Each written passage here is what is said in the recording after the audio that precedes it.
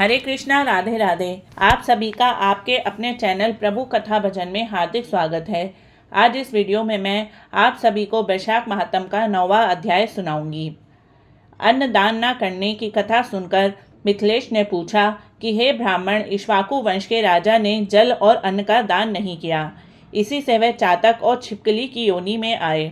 साधु महात्माओं की सेवा न करने के कारण गिद्ध योनि में आए, परंतु आपने बतलाया कि वह 7 जन्म तक कुत्ते की योनि में भी आए थे। उन्होंने केवल संत महात्माओं की सेवा नहीं की तो उसका फल उनको ना मिला, परंतु किसी को कष्ट भी नहीं दिया तो वे कुत्ते की योनि में किस प्रकार आ गए, इसका मुझको संशय है।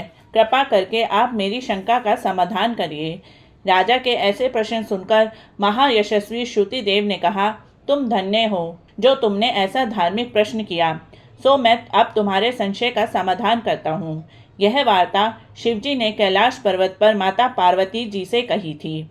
शिवजी ने सब लोगों की रचना कर माता पार्वती को परलोक और लोक 2 प्रकार की स्थिति बताई और इन स्थिति के निमित्त 3 भेद बताए।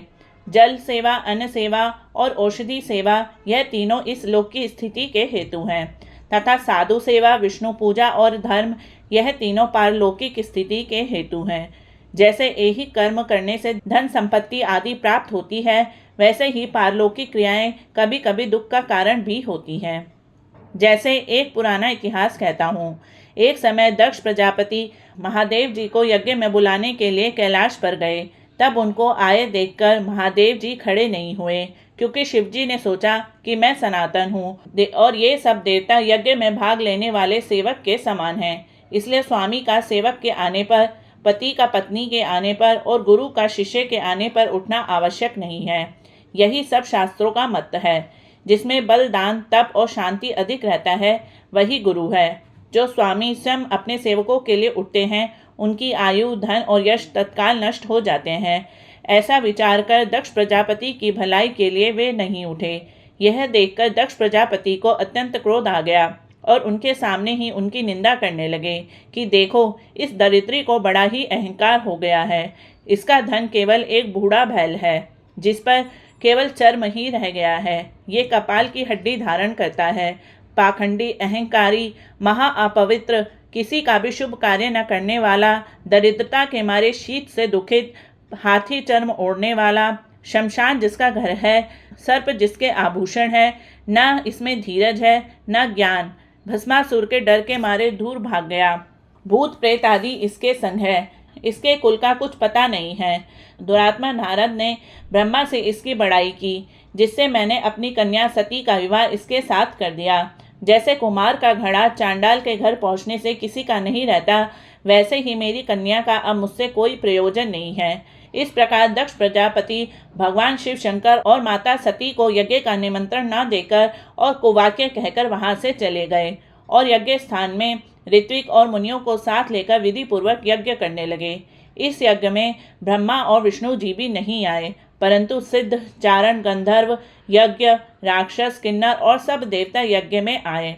सती को यह लालसा उत्पन्न हुई कि किसी प्रकार यज्ञ का उत्सव देखूं और अपने संबंधियों से मिलूं। महादेव जी के रोकने पर भी वह ना मानी और जाने का निश्चय कर लिया। शिवजी ने कहा कि भद्र, दक्ष सदैव सभा में बैठकर मेरी निंदा करता है, वह तुमसे सहन ना हो सकेगा और तुम अवश्य अपना शरीर त्याग दोगी। अतः तुम अपने माता पिता के घर मत जाओ, इसमें कल्याण नहीं है। इस प्रकार समझाने पर भी सती ना मानी और चुपचाप चल दी। तब पीछे जाकर नंदी ने उनको अपनी पीठ पर बिठा लिया और कितने ही भूत प्रेतादिक उनके संग हो गए। जब वह अपने महल में पहुंची तो किसी ने भी उनके साथ कोई बात नहीं की। तब शिवजी की बात याद करके वे यज्ञशाला में गई। वहां पर सभा के लोग सती से कुछ भी ना बोले। सती चुपचाप वहां पर खड़ी रही और रुद्र की आहुति तक पिता की चेष्टा देखती रही। जब दक्ष ने रुद्र की आहुति नहीं दी तो सती ने क्रोधयुक्त होकर कहा कि जो बड़ों का अपमान करते हैं उनका कल्याण नहीं होता।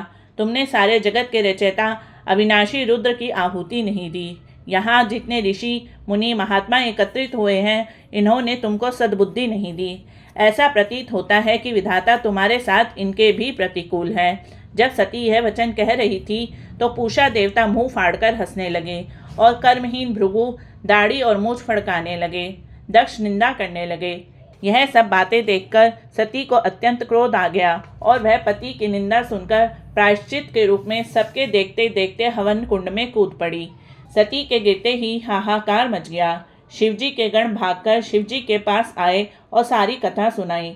महादेव ने कालांतर रूप हो क्रोध से अपनी जटा उखाड़कर पृथ्वी पे दे मारी, जिससे बड़ा बलवान महाकाय वीरभद्र उत्पन्न हुआ। तब शिवजी ने उसको आज्ञा दी कि मेरे निंदक दक्ष का नाश कर दो, जिसके कारण सती को शरीर त्यागना पड़ा। महादेव जी की आज्ञा पाकर सहस्त्र भुजाओं वाला और यमराज के सदृश वह वीरभद्र यज्ञशाला में पहुंचा और देवता, असुर, मनुष्य आदि जो भी यज्ञ में उपस्थित थे सबको मारने लगा। उन्होंने भृगु की दाढ़ी मूछ उखाड़ दिए।